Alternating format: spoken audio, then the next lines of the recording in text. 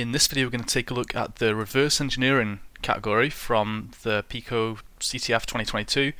The first challenge is called File Run, so let's open that up. It says a program has been provided for you. What happens when you try and run it on the command line? So we've got a file to download. Let's download that first of all. Can we run it? No, we need to make it executable first, so chmod +x. Now it's executable, we run the binary, and we get our first flag. The next challenge is called File Run 2, and the description says another program, but this time it seems to want some input. What happens if you try to run it on the command line with the input hello? So let's download the file first of all. wget. We want to make it executable again. chmod +x run, and let's try and run it normally first of all. It says run this file with only one argument. Alright, so we'll run it again. It's asking us to put in hello, but let's try something else. Test. Okay, that doesn't work. Alright, so let's take a copy of the string that it's looking for. Let's run it, and there we get our flag. The next challenge is called GDB Test Drive, and the description says, can you get the flag, download this binary, and it's giving us some instructions as well, so let's download it. Let's make it executable. And first of all we want to run GDB. I'm actually going to use the GDB PwnDbg, which is just a plugin for GDB, which helps with binary exploitation and reverse engineering. But you can use GDB for this as well. And then we pass in the file name as well. It's then asking us to type layout ASM, and we want to break at *main plus 99. So you can actually see that down here. It's telling us to break at this sleep.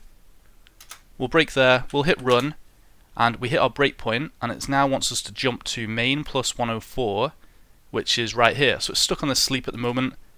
Let's jump to *main plus 104, and there's our flag. The next challenge is called Patch Me, and it says, can you get the flag, run the Python program in the same directory as this encrypted flag. Okay, so first of all, wget the Python script. Let's wget this encrypted flag. What happens if we just run the patch me now? Please enter the correct password. Alright, I'm going to put in anything, and that's the incorrect password. So let's open up the script. What was it called again? Patch me. Alright, so here's our script here, and you can see here if the user password equals, and then it's just concatenating some different strings together. So let me take a copy. I'll just put it down here for now. Take this one. This is being appended to that. Oh, let me put this inside of a string so we don't get those issues. Take a copy of this one. Take a copy of this one. And there we go. We could just also, we could remove the check for the password. We could simply call this function with this password, and it looks like it's just XORing anyway, so you could also probably just go and XOR what the encoded flag is with that password, but I think this is probably the easiest way to do it. We'll just grab the password, we'll run the program as it's expecting. Let me save that. Let's run it again and paste in that password, and there's our flag. The next challenge is called Safe Opener, and the description says, can you open this safe? I forgot the key to my safe, but this program is supposed to help me with retrieving the lost key. Can you unlock the safe? And it's telling us we need to recover the password and then put it in the flag format, so let's download the file first of all. Wget. It's a Java file this time. Okay. Let's open it up with Java then. What was it called? Safe Opener. Open it up with Codium, sorry. We'll have a look at the Java code. We can see that we've got this. Alright, so if the password equals encoded key, and this encoded key is, looks like a, well, let's try it. Let's try and base64 decode this. Let's check it out. Echo. Oops, where did it go? Echo that to base64-D, and there's a password, so that's the password we need to supply. You could do this in a lot of different ways as well. You don't have to do that with the command line. You can go to something like CyberChef, which is a really good tool for converting things. You could say from base64 here, and something you can actually do as well, if you're struggling to decode something, you can always try and throw it into CyberChef and try the magic function. And that'll basically try some different encoding types based on the format of the string that you enter or the file that you upload. So you can add a file here as well. There's a lot of different stuff for extracting files, different forensics and stego techniques and stuff in here. a lot of different encryption and decryption algorithms. So this is my go-to tool really when it comes to doing stuff, unless it's something like a base64, which we can just quickly do in the command line. The next challenge is called Unpack Me, and the description says, can you get the flag, reverse engineer this Python program? So let's wget it. Let's open it up with Codium and see what we've got here. We don't have too much. We can see that this is base64 encoded. So again, before even reading the code, we might want to go and try to decode this here. We could do our echo, paste that in, send it to base64-d, and we don't get anything of interest this time. So the reason being, it's not simply base64 encoded, it's base64 encoded, and then you can see it's actually using this fernet. So there's this crypto algorithm that's being used with that base64 key, and then we're decrypting it, and then we're executing what we have there. So if this is already being decrypted, why don't we just add in a print statement and say, what is the plane? We'll run it again. Oh, we've not even run it yet. We'll run it for the first time, and you can see it's actually printing out what that has been decoded to, and in there we have our flag. The next challenge is called bloat, and we have a Python program to download and an encrypted flag. So let's wget the Python program. Let's get the flag as well. Let me minimize that so we can see things a bit better. Alright, and let's open this up with Codium. What's it called? Bloat. Alright, so this looks a bit more complicated. Hit Control and S and I've got this to automatically format, so it's formatted in a bit of a nicer way. Here's our code down here, it's calling all these different functions, and what you might want to do is go and start renaming some of these. So for example, our first thing here, we can see arg132, that's this function here, and what's it doing? It's opening the flag.txt and reading it. So we might want to say, you might want to right click that and say change all occurrences to read file. Oops. Oh. Go back. There we go. And then this is obviously the file that's been read, so you could right click that and go change all occurrences. This is the file, or you could say flag. This is the encoded flag, I guess, flag.enc or flag enc. There we go. Alright, so we can basically do that and start going through all of these. Essentially you can see we've got a character set up here, and most of these functions are, you can see that they're printing out different indexes, so they're treating these like an array and saying print the 51st element out of this character set, and then print the 71st, etc. And if you go through that, you'll quickly find that, well actually let's go back, let's try and run it. Python bloat flag.py. It's asking for the correct password. That's the first thing it asks for. There's the incorrect password. So what we might want to do is just go and start adding some of these things into functions. So you can see here it's saying if arg432 equals, and it has all these together. So before it even asks that, why don't we say print and then print that out and see what's it actually printing. Let's go back and do it again. Alright, just put in any password, and there we go. It's told us that this was the password that it's looking for, and if we enter that password, it's going to then print out the flag. So the flag is this bit. So we could have also just gone and taken this, and let's put that there instead. Save. Let's run it again. Oh, that's password incorrect. Where's the correct one? Okay, it's going to return true. Alright, what I'll do, alright, we've got the password. Let's go back. Let's just run the program with that password. Happy chance. And there's our flag. The next challenge is called Fresh Java, and the description says, can you get the flag, reverse engineer this Java program? So let's download it, wget.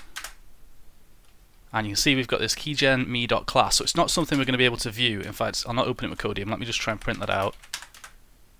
Yeah, so it's no recognizable code, but we can use some tools to access this. It's already been compiled, basically. But we can use something like jadx-gui. Open this up. Let's go to the file. You can see then we've got this keygen.me.class. We've got the source code here. I'm going to open it up. And essentially this is our flag here. So this was a little bit annoying. What I did here was to take a copy of all this and then just do some regex to grep out the characters. But you can see that this is our flag anyway. It's in reverse order. PicoCTF bracket, and then you put that all together. Let me copy the flag from my notes because I can't be bothered doing that again. That's the flag. The next challenge is called Bbbbloat, and we're told to reverse engineer this binary, so we'll download it. Let's have a look first of all what the file type is. It's a 64-bit LSB executable. It's stripped, so we're not going to see the function names in there, which is interesting. It'll just make it a little bit harder to reverse engineer it, but that's fine. Let's make it executable. Let's try and run it. What's the favorite number? 1, 2, 3. That's not it. Okay. One thing you could try for an easy win here is use ltrace. Pass that in 1, 2, 3, and sometimes it'll come up and say it's what it's comparing it with, and we would know. In this case, it doesn't. So we're going to want to open up in a disassembler or a decompiler. You could use GDB. I'm going to use Ghidra, as it's a little bit easier. It gives us a decompiled code as well. And I also have this Ghidra auto script set up, which I'll not go through on how to set up because I've done it on plenty of videos before, but essentially it's just going to automatically create as a project and analyze the binary and just save a little bit of time. That -t flag was just to put the project files in the temp directory rather than the directory I'm currently working in. And then all we have to do is just double click on the binary, open it up, and we're here. We've got a decompiled code on the right, which isn't showing anything because we don't have any functions selected. We've got a disassembled code here, so assembly here, decompiled code here, which will be close to the original C code that it was compiled with. And here's our functions. Because we have a stripped binary, there's no main function, so we start off at the entry, double click on this function here, and that's where it's going to start off basically. So you can see actually, if we're going to highlight some of this stuff here, this is our, I guess, our encrypted flag. You can see the characters whenever I highlight that. But this is the number it's asking us for, so you can highlight that. It's 549255. You can also right click it and change its decimal from hex, so 549255. Let's run the program. 549255, and there's our flag. The next challenge is called Unpack Me, and the description is the same as it has been. Reverse engineer the binary and get the flag, so let's wget it. And we want to check the file type here. It mentions Unpack Me UPX, so it's packed with UPX, which means if we try to open this up in Ghidra, in fact, let me open it up first of all. We'll import file, desktop, Pico. Let's add it. Okay. Yes. This might be really slow because of the packing actually. Okay, so we've got our entry here. It's already looking a little bit harder to analyze. It looks quite complex. We can go through our functions here as well. A little bit harder to determine what's going on. So actually what we want to do is unpack it. So we can do UPX, let's check the help options. UPX and then -d, I'm assuming, for decompress. Yep, -d. Alright, so we'll do -d, unpack me. And now if we check the file type, it no longer has that packed with UPX. Which means let's try and import it, although I think I'm going to get some error here saying it's already imported. Let me just change that. Okay, analyze, okay, yep. Functions. Again, we'll go to our entry function. It's taking a little while to analyze, as you can see in the bottom right. We could open this up with GDB or something as well. While that's running, let's make it executable. Oh, chmod +x unpack me. Let's run it. It's asking for a number again. That didn't work. Let's do ltrace as well. Doesn't even let us do that. Okay. That's fine. Have we got anything here yet? No. I'm not sure if this one, maybe that one wasn't stripped actually. Let's have a look, see if there's a main function. Main, okay, so that one's not stripped. And again, we've got our encrypted flag here. We've got a value that's being compared, as you can see. And if we get the right value, it's going to do this rotate encrypt. So we can right click it, change its decimal. It's 754635. 754635. And there's our flag. The next challenge is called KeygenMe, and we've got the same description as before. So we'll just download the binary. wget, check the file type, can't type. Alright, chmod +x keygen. So it's stripped again, so we're not going to be able to see function names, things like that. It's not packed, so we don't need to worry about that, and it's a 64-bit executable. Let's just try and enter something in. Invalid. Let's try ltrace. Didn't work for the other one, so I'd be surprised if it works for this one. No. Okay. Let's import it into Ghidra.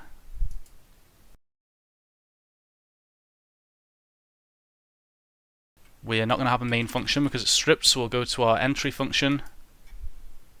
Double click on this function here, and we can see then it's reading stuff in. So we've got, let me rename some stuff here. We've got a canary, which isn't going to be of interest to us here. This is just to prevent buffer overflows. We've got our input here, so let's call this our buffer. That's our user input. You could rename it user input or something. I'm just pressing L, typing L there by the way, but you can also right click and rename. And there we have another function which is occurring. So again, we've got probably our encrypted flag here. You can highlight it and see, just in case it's just reversed and needs reversing again or something. We've got some loops here. You could go through again and start renaming stuff. I like to change the loop counters to be I, as I think that makes it a bit more duplicate name. Alright, change that to J. A bit easier to read in my opinion. You can also go ahead and change these to decimal if you find it easier to work with than hex. So we've got loops of 16 and a loop of 27.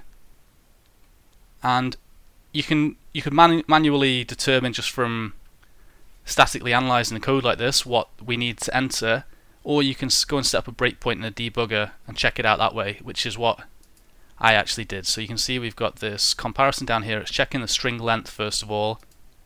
So we know that our input needs to be 36 characters long. That's how long the input's going to be. And I guess this is our input here. Let's set up a breakpoint about here. I'm going to take a copy of this. Because it's got pi enabled as well, we don't have our actual addresses here. These are just offsets. So we'll need to, let's open this up in GDB PwnDbg. You can have a look at the functions here. Not too much showing. Remember, we've got a stripped binary. And the addresses don't show either. So we can try and do break RBA and then paste in an offset to where we want to break. See, it's not being run, so let me run it first of all. Hit Control and C. I'm going to do that again. And now that it knows where the base of the binary is, it's able to determine where to break. So I'm going to hit Continue. Let's just enter in. We need to enter in, I don't know, do we need to enter in 36 or at least 36? Let's have a look. Okay, we'll go through there. Let me hit Next again. It's not done the string length comparison yet, so Next again. Next again. And let's have a look, see what we've got on the stack. X over 64GX RSP. This is it in hex, so some of these values might be our flag. Let's see if we can represent stuff as a string. And here we go, we represent what's on the stack as a string, and we can see that we've got our flag here. The next challenge is called Wizardlike, and the description says, do you seek your destiny in these deplorable dungeons? If so, you may want to look elsewhere. Many have gone before you, and honestly, they've cleared out the place of all monsters, never-do-wells, bandits, and every other sort of evil foe. The dungeons themselves have seen better days too. There's a lot of missing floors and key passages blocked off. You'll have to be a real wizard to make any progress in this sorry excuse for a dungeon. So we're told to download the game and that WASD will move our character, Q will quit. You need to improvise some wizardly abilities to find the flag in this dungeon crawl. The dot is a floor and the hash are walls. The left angular bracket are stairs to the previous level and the right angular bracket are stairs to the next level. Alright, so I've got the binary downloaded. Let's go and take a look at it. So let's just start off by running the binary and see what this looks like. So we're the little @ symbol and we can move around. You can see as we move around the walls start to appear, so we can't move through any spaces, we can't move through these hashes either, so there are walls. But we can keep going down until we reach this next level. We go into that and that's going to take us on to the level 2, and as we move around we'll start revealing some more stuff. So again, we can't move too much around here. Let's go to the next level. Let's keep going, just playing the game using its intended functionality, and we get to this level where we literally can't go any further. So we're obviously going to go and need to do some debugging. Maybe we could modify things live to jump to different locations. Maybe we can patch the binaries to make things a bit easier. So let's close that down. Before we go into GDB, let's take a look at this in Ghidra as well. We'll go into our functions, and it's a stripped binary, so we don't have the function names and we've got no main function. But we can start off with this entry function. We can rename this then to our main function. Double click on that, and here's our main function right here. So there are some quite obvious things that we'll probably be able to rename here. Let's have a look and see what these are first of all. So these are our characters for moving. So we've got L, S, A, and D. And we know that W is going to move forward, so we could have a look at this function, but we kind of know what it's going to do. So I'm going to rename that to forward. I'm going to rename this backward. And then A is left. And D is right. Okay, looking good. We've got a canary down here. Just rename that just so we know exactly what it is. Let's see what else we've got here. So this looks like our levels. We've got a loop that's continuously going round, and let's see. So I'm going to name this current level. And then we also have this value which is being set. So it looks like each time we have the level number, it's going to run through the functions for that level. At the end we have another variable which is set to the same number as the current level. So I'm going to name that level number. I'll probably get some of these wrong, by the way, but I just find it's helpful to try and start renaming things based on what your understanding is. So at the moment we have this which is looping through. bvar1 is set to true, and it's set to false if we quit, by the looks of it. Yes, that's quit. So this is our character input. Let's say user input, and if it equals false, we're quitting. So let's say call this running. So we have this loop which is, while the game is running, it's checking if the current level doesn't, if the level number doesn't equal the current level, then go through this and complete whatever level is currently being checked. We have a loop in here. Whenever I renamed these, I'm pretty sure, so we have a loop which I think is first of all clear in the board. Let me rename that to clear board or clear level or whatever, because then it looks like it's loading the format for each level. So we could call that draw. Maybe it's draw in the map. Draw level. I'm not 100% sure what these were referring to, because we have a 2-1, we've got a 1-2, we've got a 2-1, 2-1, 2-1, 2-1, 2-1, 1-2, 2-1, 1-1. So I couldn't really see what the correlation was with these. You could go and have a look. So this is our .data section. The same with these as well. These are set to 0 each time. You can see that they're used down here. And I kind of thought these were to do maybe with the position. So maybe like player X and player Y. Again, I might be getting these completely wrong, but I'm just trying to make it a little bit easier to read. Let's also change these loop counters. I'll change that to I. Change that to J. Let's see what else we've missed. Some of these functions are just functions that you can go and search for. So move print W. Let's have a look. It's the cursor's library function, and this seems to be saying that print W or mv print W is similar to printf.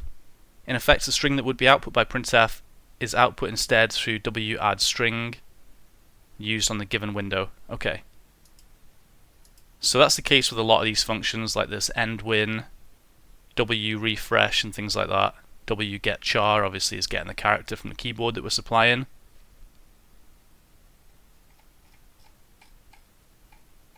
Okay, so there's a couple of other functions. I renamed quite a few of these other functions whenever I was going through this originally, but instead of doing that, let's focus on just trying to solve the challenge from here. Let me go back to main. So one of the first things that I tried to do here was have a look at what the current level is. So the current level was our .data section, this 1FEC. So let's minimize this and let's open up GDB PwnDbg game, and because that was an offset to the function, or not to the function in this case, to the .data section, which is going to hold the current level. So this is going to be set to 1, and each time the level changes it's going to go up 1 or go down 1 if we go back a level. So if we start running the program and then hit Control and C, what we can do is use pybase, and that will tell us what the base of the binary is, what the address is. And we can also do pybase 0x and then paste in that offset. And that's going to tell us what the offset is then, or what the actual address is of that level. So let's try and print it out. You can see it's set to 0, 1 at the moment. So let's try and set that address to equal 0x5. We'll hit continue, try and move around, and this has basically moved us to level 5. Now what you'll immediately notice is this is quite hard to work with because it doesn't actually get rid of all the output. Let me do that again and change it to A. Continue. That one's a little bit better, but there's still not really much we can do, so that's level 10. Let's try and change that again. Let's go level 9. Continue. And again, you can see with this output, I'm not sure if anybody can let me know if they were able to do a bit more in GDB and how they were able to get rid of some of this output. I tried doing this with Jeff as well as the PwnDbg plugin and just with standard vanilla GDB, but I had a lot of problems. Also note that the cursor is now gone, so if I close this down, I have no cursor, which of course means if you start typing things in and want to move back and type somewhere else, it's very, very hard to work with. So what I'd also tried to do there was just patch that curse set out of the binary. Let's have a look where that was called. It's called here curse set 0. So one thing you can do, let me go and grab a patching script. It's quite easy using pwntools to patch things like this out. Oh, that's interesting. There we go. Okay, so we'll go and have a look in the pwn directory, patch binary. Grab a copy of this. I normally use this to patch out alarms and things in binaries. Quite often Hack the Box challenges will have an alarm of like a minute or 2 minutes, so you can patch it out just by changing this to alarm, and it's just going to patch out any calls to alarm with a return instruction. You can do the same with ptrace as well, which prevents you from debugging. In this case, we can say we want to change that curs set to a return, and then we want to save it as patch. Let me change this to game, and that should be all we need to do. Let's try it. Python patch chmod patched, and now let's try and run that again. Run the program. We'll again do we'll set this again to level 10, hit continue. We can move around. Let's hit Control and C again, and notice we still have our cursor, so now we can exit this and we can still move backwards and forwards without any issues. Unfortunately, I can't work out how to patch other things in pwntools, so if let's print out the elf.symbols, this might just be an issue when it comes to stripped binaries, because obviously we're not seeing all the function names and stuff there. Let's try and run that. So you can see the functions that we can see. We'll easily be able to patch some of these things out, but we can't patch out everything, so it's quite easy using Ghidra to go and select an instruction, say patch instruction, and then you can just modify it to something else. So here, for example, I could change this address. I could change this from a jump to a jump 0, a jump not 0. We could change this to move a 1 into the EDI instead of a 0, and then we can just have a look and see what's changed, and either go and modify it in a hex editor or something else, or you can actually use Ghidra to patch the binary as well, although it does require a little bit of setup. I don't normally do that myself. Another option is to use the pwntools patchelf or elf patch functionality, which you can just use from the command line. You can call pwn elf patch and then provide the binary, the offset that you want to overwrite, and then whatever bytes you want to overwrite it with. which is quite handy. So that's what we're going to do. We're going to do a couple of patches here to the binary and see if we can get this working a bit better. The first thing we want to patch is the fact that whenever we run the binary, let me run game, whenever we move around, it's revealing more of the map. So it'd be better if we could just have all of the map showing without having to move around, because there are some maps where we can't actually move around everywhere we need to. So my teammate Mahmood actually solved this challenge first and found this initial patch to do. So it's around here we have this if condition. So we go through a level, down here it's obviously going to come down to drawing the map, and it's this condition right here. So where is it? 1db8. So we have this jump 0.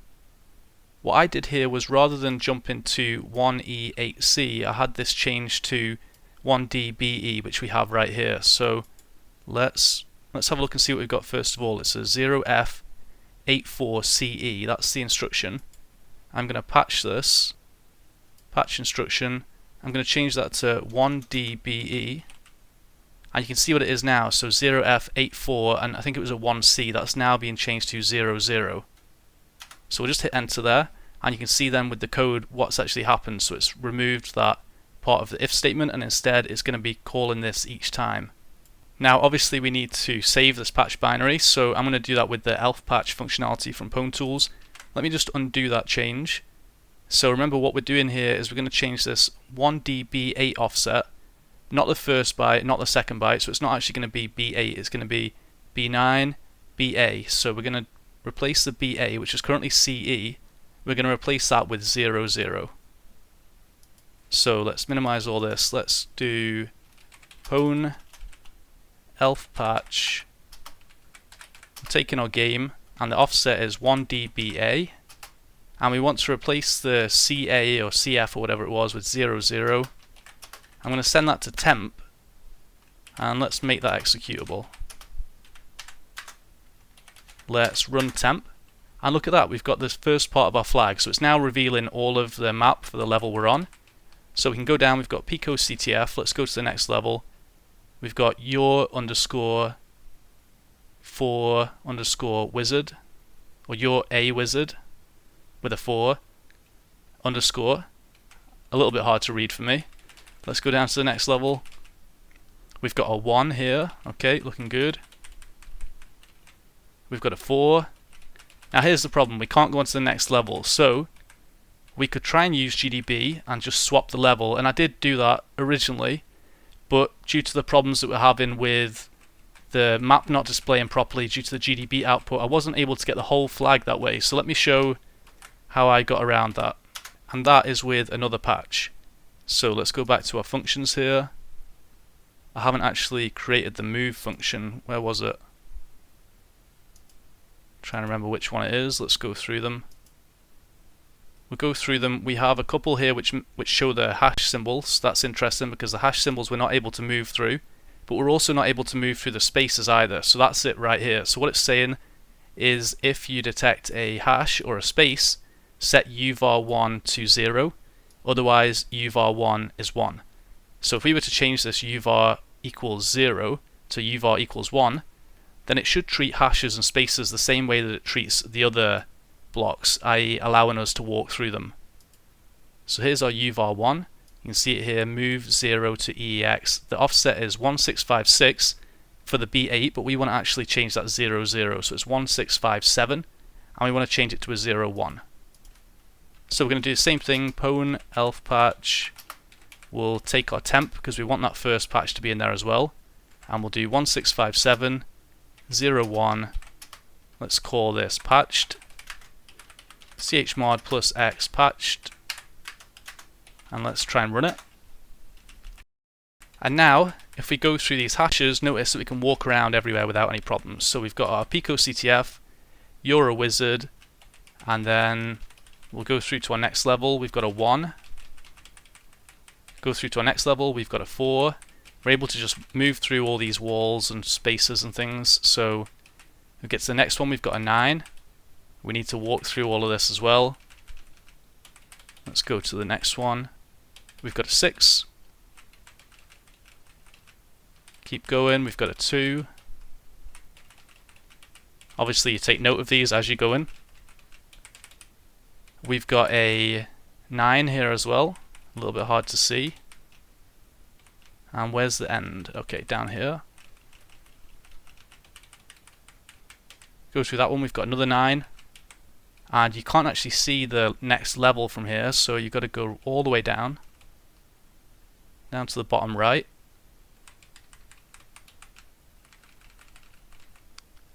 And again, this is one of the levels we were kind of stuck on because you need to be able to move through these walls or teleport. And you can see we've now got an E, and then we also have the end of the flag there as well. So that's the full flag. So let me just take a copy of it, paste it in here. If you add all that together, this is the flag you get. And that's the challenge solved. I'm definitely looking forward to seeing what other solutions people have come up with for this challenge, because it did take me a while. I went through patching quite a lot of things in Ghidra or with the elf patch just to try and work out what each thing was doing. As I said before, if you don't have, well, you should have pwntools installed, but if you don't and you don't want to use pwntools or elf patch or whatever, you can also use hex edit and just open up, let's open up patched, and you could basically just go through here and, oh, I thought I was still playing the game, I'm using WASD. You can basically just go through here, go and find the offset that you're looking for, and, oh, I've got my numlock off. Yeah, so you can go through here, find the offset you're looking for, and then just go and modify the offset. This is read-only because I think the game is still showing as being played, but that's another option anyway. And that's going to wrap it up for this video. I hope you've enjoyed it. If you have any questions or comments, leave them down below. Thanks.